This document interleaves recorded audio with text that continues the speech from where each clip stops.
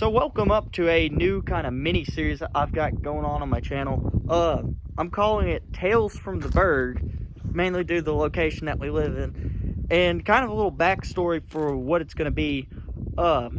Basically, it's going to be stories of my dad and all of his buddies, their old street racing tales of them goofing around, whatnot, just kind of stuff from the past, because they've got some pretty good stories. Anyways, I'm going to get the camera flipped around here and get started on the story with Dad. So if you want to just put this on in the background and listen to it while you're doing whatever, it's entirely okay. Not going to be an exciting video. All right, Dad, so what do you got for us today? Well, I don't know. I think he's wanting great stories of big drag racing conquests. We can do anything.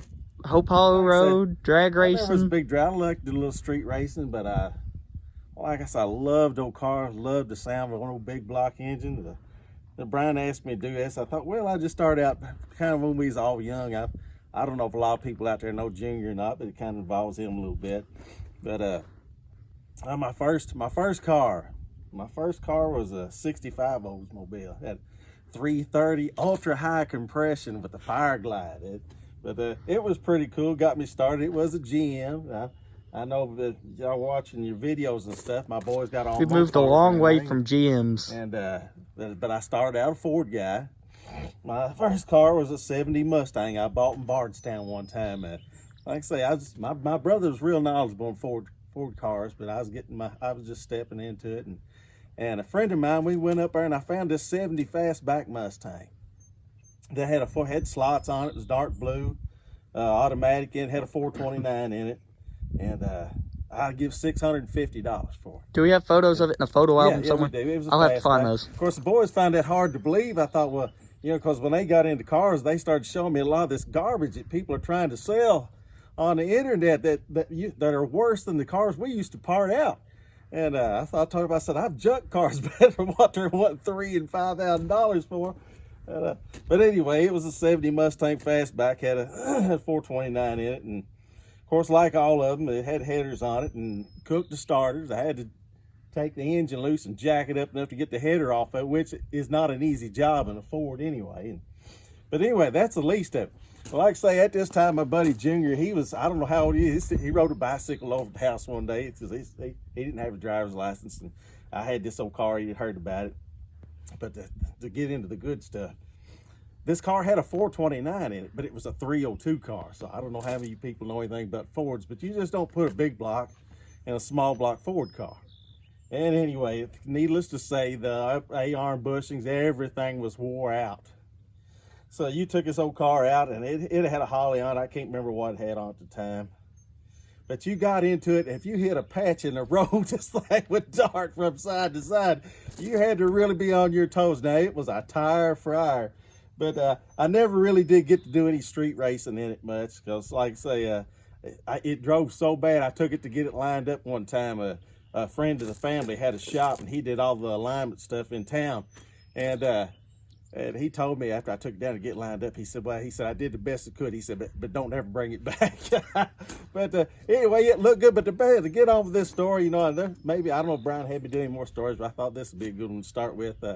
I give $650 for this old car, and it looked good and everything. It wasn't a Mach 1. It was just like your boss cars, just a plain body.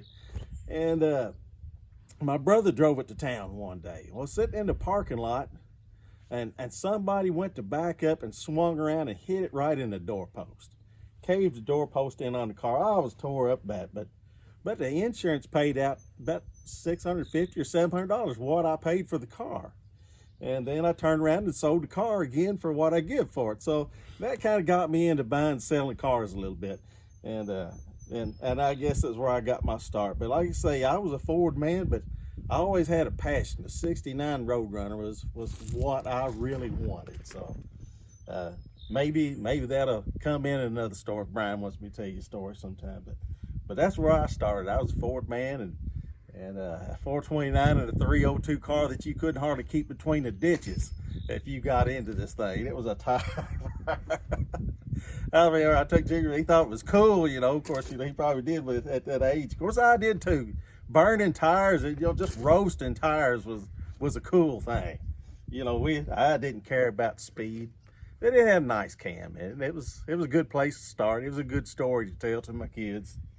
You know, so I guess if you want me to tell more, son, or Let's say if you got anything else to add, you can add. Let's just something. end it with that one right there, and like I say, it slots, and I can't remember which one I had next, but them old cars was everywhere. It wasn't hard to find one. I usually had capped $1,500, about all I ever wanted to spend on a car, and there was a lot of that stuff back in. Like I say, I see some of this stuff that people are selling now. I thought, oh my God, you know, I junked out a '67 Plymouth one time. It was a 318 car. It didn't need nobody working. The paint looked good. That one we could definitely go into another story on. I give $175 for it, and it didn't need nothing but a motor and transmission put in. But why did you part it out? Well, I had a '67 GTX, and the interior was bad in it, and I was going to pull this black Belvedere interior out and put it in my GTX. And anyway, before it got done, my brother-in-law ended up getting. But wait. What was the whole reason you parted out the satellite or whatever it was? Well, I can't remember. I was aiming to use the interior, and it's because you said it wasn't a big block car. Back in our day, you know, I know the clone. And thank God for clone cars now. And, you know, I love to have one, but back then it wasn't cool to have a clone car. You had to have a road warrior. It had to be a GTX, a Road Runner, and you know, and if it was big block 4-speed, it was like your rite of passage. You know, if it was a big block 4-speed car. So you know that was just the thinking back then, and it wasn't that hard to find. Like I say, I was a Ford guy, but you had to have, even back then, you had to have deep pockets if you was going to run a Ford to get the good heads and any of that kind of stuff. So you know, it's like my buddy told me one time, I had my Roadrunner up, we went to a swap meet, and some guys come around and look at it, and he said, you know, you can always tell a Mopar guy. This was way back in the day. This will be a good spot to end it. He said, you can always tell a Mopar guy. He said they're always in a group, and he said, don't none of them look like they got two nickels to rub together. Because like I say, you could buy old Mopars cheap. I remember looking at old you could buy an old 6-pack Challenger or something for like $3,500.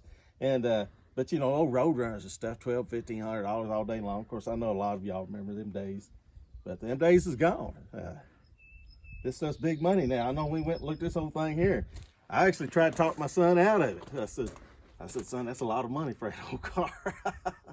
But they done well, and I'm proud of them. Yeah, and then we found out exactly what it is. But yeah, Dad, you got anything else to say, or you can end it off there? Yeah, we'll just end it right there for this time. Well, hopefully you guys are gonna enjoy this little mini series we got going. Dad's got a lot of buddies who they've got a lot of stories too. He can vouch. There's gonna be some good stuff that gets told. But anyways, guys, if you liked the video or just enjoyed listening to it, leave a like, drop a comment, subscribe. It really helps us out. It gets the videos out there, and we'll see you in the next one. Peace. See ya.